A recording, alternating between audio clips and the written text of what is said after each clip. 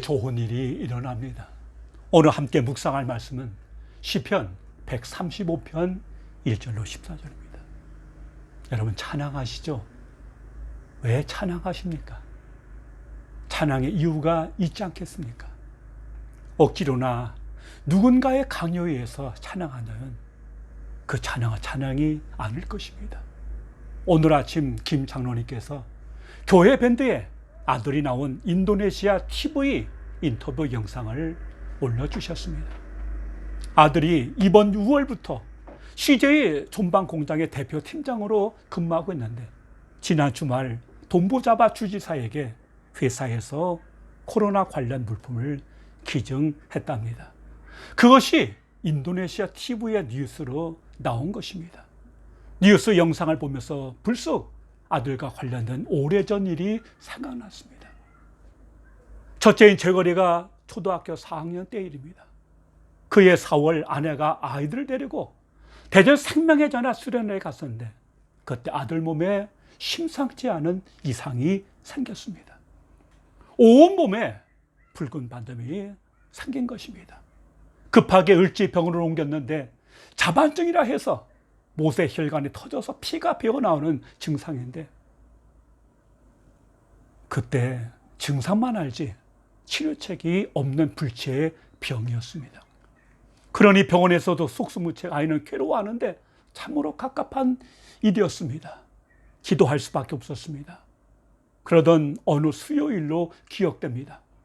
수요 저녁 예배를 마친 청장년 회원들과 함께 아이 병실을 찾았습니다.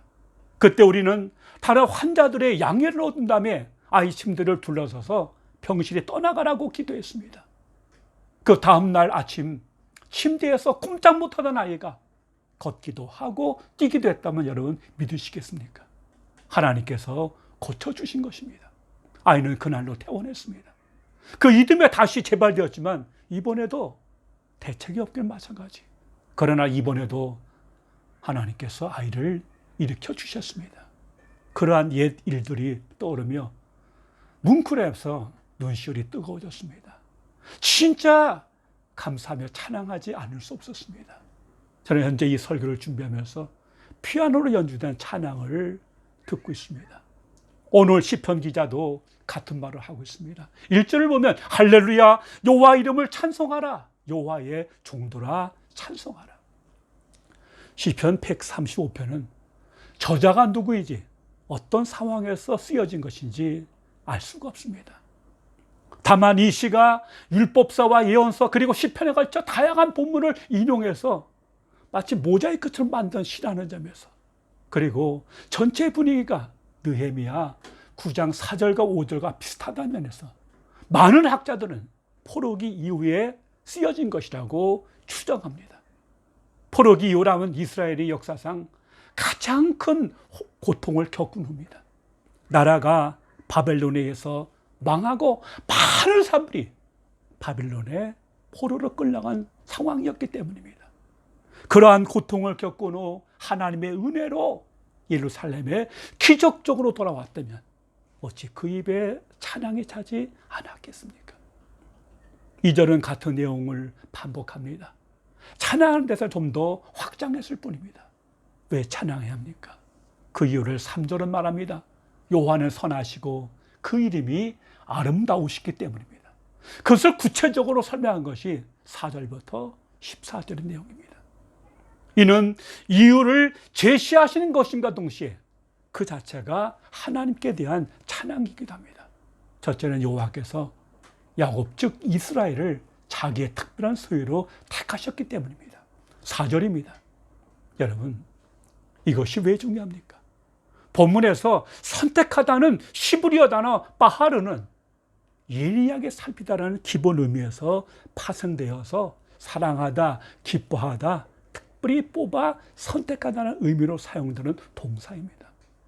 즉 이 표현은 어떤 대상을 무작위로 뽑아서 선택한 것이 아니고 잘 살피고 그를 기뻐하고 사랑하여 특별히 선택하심을 나타내고 있습니다. 그런데 이렇게 특별히 선택한 대상이 바로 야곱이었습니다. 여러분, 그런데 야곱이 어떤 사람입니까?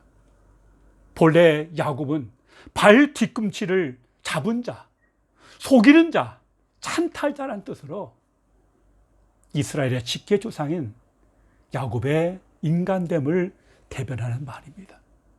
그야말로 야곱은 인간적인 면모에서는 참 결함이 많았던 사람이었습니다. 이는 바하르로 표현된 하나님의 선택하심을 잘 살펴서 특별히 뽑아 선택한 것이긴 하지만 이것이 인간의 어떤 객관적인 조건에 의한 것이 아니라 하나님 자신의 일방적이고 무조건적인 은혜에 기인된 것임을 함축하는 표현입니다. 즉 사랑을 받고 선택을 받을 그런 이유가 있어서가 아니라 속이는 자요, 허물과 흠이 많은 자임에도 불구하고 특별히 선택해서 주셨음을 나타내고 있습니다. 이러한 야곱을 하나님은 당신의 것으로 특별히 선택하셔서 사랑하신 것입니다. 이어질 말을 보십시오. 그러한 야곱을 자기의 특별한 소유로 삼으셨다고 말합니다.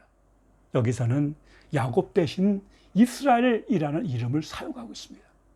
이스라엘은 야곱의 변화된 이름입니다. 즉 속임과 꾀로 무엇인가를 얻으려 하고 허물과 결점투성인 야곱이 하나님의 선택과 축복하심을 남아 하나님과 긴밀한 관계를 지니고 살아가게 됨을 암시합니다. 이어지는 자기의 특별한 소유로라는 말은 귀중한 소유물, 개인 재산이라는 뜻입니다. 이는 하나님께서 이스라엘을 애굽에서 구원하신 후 시내산에서 맺으신 하나님과의 특별한 언약관계를 의미하는 표현입니다. 그만큼 하나님께서 이스라엘을 매우 아끼시고 소중히 여기시며 특별한 사랑과 자비를 베푸시는 대상으로 삼으셨음을 나타내고 있습니다. 여러분, 이것이 이스라엘만의 특권입니까? 저와 여러분은 아닙니까? 바울은 에베소서 2장 1절로 3절에서 우리의 적나라한 실상을 공개합니다. 그는 허물과 죄로 죽었던 너희를 살리셨도다. 그때 너희는 그 가운데서 행하여 이 세상 풍조를 따르고 공중의 권세 잡은 자를 따랐으니 곧 지금 불순종의 아들들 가운데 역사하는 영이라. 전에는 우리도 다 그 가운데서 우리 육체의 욕심을 따라 지내며 육체와 마음에 원하는 것을 하여 다른 이들과 같이 본질상 진노의 자녀였다고 말하고 있습니다. 여러분, 우리의 본질이 무엇입니까? 우리는 본질상 진노의 자식이었습니다. 제법 괜찮아 보이고 이런 말을 들으면 누가 감히 나를 죄인이라 하느냐, 이런 나에 대한 인격 모독인 것 같아도 성경은 분명히 말합니다. 다른 이들과 같이 본질상 진노의 자녀였다고 말입니다. 이 말은 우리 자신으로서는 소망이 없는 존재란 말입니다. 착각하지 말아요. 우리는 그렇게 근사한 사물이 아닙니다. 그래서 소망 없는 인간인 나를 긍휼히 풍성하신 하나님이 우리를, 아니 나를 사랑하신 그 큰 사랑을 인하여 허물로 죽은 우리를 그리스도와 함께 살리셨다고 말합니다. 그래서 바울은 말합니다. 너희가 은혜로 구원을 받은 것이라고 말합니다. 여러분, 이 사실을 진심으로 인정하십니까? 이것을 인정한다면 어찌 찬양하지 않겠습니까? 이어 시인은 5절로 7절에서 천하 만물을 다스리시는 절대자 하나님의 위대하심을 찬양합니다. 이는 구체적으로 하나님의 어미하심, 위대하신 능력, 영광, 자비 등의 성품과 관련해 사용되며 모든 피조물과 차원을 달리하는 하나님의 무한하고 절대적인 신성을 나타내는 표현입니다. 시인이 구체적으로 무엇을 찬양합니까? 5절입니다. 내가 알거니와 여호와께서는 위대하시며 우리 주는 모든 신들보다 위대하시도다. 5절은 하나님께서 세상의 모든 신들과 완전히 구별된 분으로서 절대적 신성을 가지셨음을 찬양합니다. 이어서 6절은 여호와께서 그가 기뻐하시는 모든 일을 천지와 바다와 모든 깊은 데서 다 행하셨다라고 고백합니다. 여기서 특히 두드러지는 것은 시인의 벅찬 감정을 그대로 표현했다는 것입니다. 그래서 6절을 다시 번역하면 여호와께서 기뻐하시는 것은 무엇이든지 그분은 다 행하시느니라 입니다. 이는 그분의 전능하심을 강조한 것입니다. 7절은 안개를 땅끝에서 일으키시며 비를 위하여 번개를 만드시며 바람을 그 곳간에서 내시는도다. 이 말은 인간이 감히 헤아릴 수 없고 미치지 못하는 방식으로 피조 세계를 운행하시는 하나님, 세상의 모든 자연현상을 하나님 홀로 주관하시기에 찬양한다는 표현입니다. 앞선 5절부터 7절이 자연 만물을 다스리시는 창조주로서의 하나님을 찬양한 것이라면 8절부터 12절에서는 이스라엘의 구원자로서의 하나님을 찬양합니다. 이를 위해서 시인은 하나님의 행적을 추적하여 묘사하는데 이것을 다시 애굽에 대한 심판과 가나안 정복에 대한 내용으로 나누어 묘사하고 있습니다. 애굽에 대한 심판은 특별히 애굽으로서는 두 손 두 발 다 들게 한 장자를 치신 것을 집중적으로 묘사합니다. 8절 9절에서 중요한 것은 바로의 종들은 여호와 하나님의 심판을 받는다는 것입니다. 그것은 그들이 신으로 섬긴 바로가 신이 아닌 인간이며 자기 백성을 구원할 수 없는 무능한 존재이기 때문입니다. 반면 하나님의 종들은 하나님의 이름을 찬양합니다. 그것은 여호와 하나님께서 온 피조기를 다스리시는 참된 하나님이시며 이스라엘의 대적을 심판하시고 전능하신 능력으로 그의 백성들을 구원하시기 때문입니다. 즉 시인은 종이라는 표현을 이스라엘과 애굽에 각각 사용함으로써 누구의 종이 되느냐가 얼마나 결정적인 역할을 하는지와 참 하나님을 섬기는 이스라엘이 하나님을 전심으로 찬양하지 않으면 안 될 이유를 간접적으로 보여주고 있는 것입니다. 이어서 시인은 하나님께서 이스라엘을 가나안 땅으로 인도하신 그 사건으로 인해서 하나님을 찬양합니다. 시인이 이와 같은 이스라엘 역사를 묵상하면서 하나님이 하신 그 일들을 반추할 때 그는 찬양하지 않을 수 없었습니다. 시인은 그것을 내가 알거니와라고 고백하고 있습니다. 오늘 우리는 어떻습니까? 동일하지 않습니까? 야곱만이 아니라 우리 역시 나밖에 모르는 이기주로 똘똘 뭉친 소망 없는 존재가 아니었습니까? 그런 나를 택하셔서 소중하게 여기시고 오늘 여기까지 인도하신 에베네셀 하나님을 우리가 기억해야 할 것입니다. 그리고 그 은혜를 하나하나 헤아리면서 그 은혜에 찬양하십시다.